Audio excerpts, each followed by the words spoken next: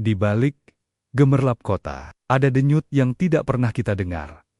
Denyut ekonomi, kekuasaan, dan rahasia yang terus berputar, bahkan saat dunia tertidur. Indonesia, tanah yang indah, tapi di balik keindahannya, ada bayang-bayang yang tidak pernah benar-benar hilang. Kali ini, kita tidak hanya membahas angka, kita membahas apa yang bersembunyi di sela-sela angka itu. Ketika dunia goyah, negara-negara berusaha bertahan, tapi Indonesia melangkah dengan tenang.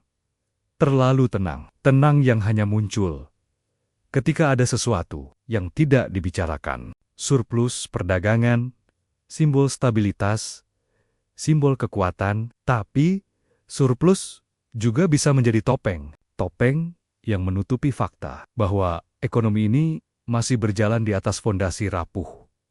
Komoditas mentah, barang yang kita gali, bukan barang yang kita ciptakan. Ketika dunia membeli, kita terlihat kuat. Ketika dunia berhenti membeli, kekuatan itu lenyap seperti asap. Dan pemerintah tahu itu. Semua orang di lingkaran dalam tahu itu. Tapi tidak semua berani mengatakan. Sebab surplus bukan kemenangan. Ia adalah waktu pinjaman, waktu yang terus berdetak. Sebelum harga berubah, dan kita dipaksa melihat kenyataan, di dalam mesin negara, ada aliran uang yang tidak pernah tidur. Subsidi dikejar, pajak dikumpulkan, proyek dibangun. Semua terlihat mulia, sampai kamu melihat lebih dekat. Karena uang negara tidak berjalan lurus. Ia berkelok, berhenti, dan menghilang. Kadang karena birokrasi, kadang karena kelalaian, kadang karena alasan yang tidak pernah dicatat. Dan di balik setiap lembar anggaran, ada pergulatan diam-diam antara apa yang seharusnya terjadi dan apa yang sebenarnya terjadi. Belanja negara adalah cermin, dan cermin tidak pernah berbohong. Yang berbohong adalah mereka yang takut melihat pantulannya. Energi adalah nadi negeri ini. Tapi nadinya tidak bersih. Ia berdenyut dengan riwayat panjang tentang konflik kepentingan, bukan konflik kekerasan. Tentang kesepakatan diam, bukan permainan senjata. Aman untuk dibahas, tapi tidak pernah nyaman. Di balik minyak, batu bara, nikel, ada jaringan kepentingan yang halus, rapi, dan tidak melanggar hukum secara terbuka, tapi membuat negara bekerja lebih lambat dari yang seharusnya. Energi bukan hanya soal listrik dan bahan bakar. Ia adalah soal arah. Dan ketika arah negara ditentukan oleh kepentingan, bukan visi, maka masa depan berjalan dengan mata tertutup. Di atas peta dunia, Indonesia terlihat kecil. Tapi dampak yang masuk ke negeri ini tidak kecil.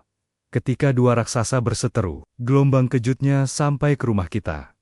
Tanpa suara, tanpa peringatan, tarif berubah. Kebijakan berubah. Dominasi pasar hilang dalam semalam. Indonesia tidak diserang.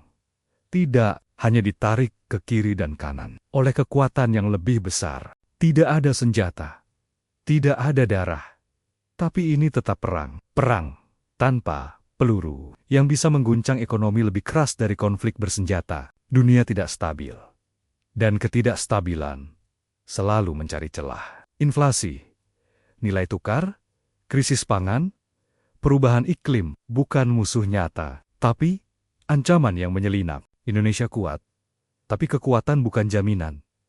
Karena kadang yang menjatuhkan sebuah negara bukan serangan, melainkan serangkaian retakan kecil yang diabaikan terlalu lama. Namun dalam gelap, selalu ada cahaya kecil. Ekonomi digital tumbuh. Generasi muda melawan arus. Ide-ide baru lahir di tempat yang tidak pernah dipandang penting. Tetapi cahaya bukan sekutu abadi. Jika tidak dijaga, ia padam. Jika tidak diarahkan, ia menyinari tempat yang salah. 4 ancaman besar yang tidak menakutkan secara fisik, tapi menghantui secara perlahan. Ketergantungan komoditas, ketimpangan, birokrasi lambat, risiko global.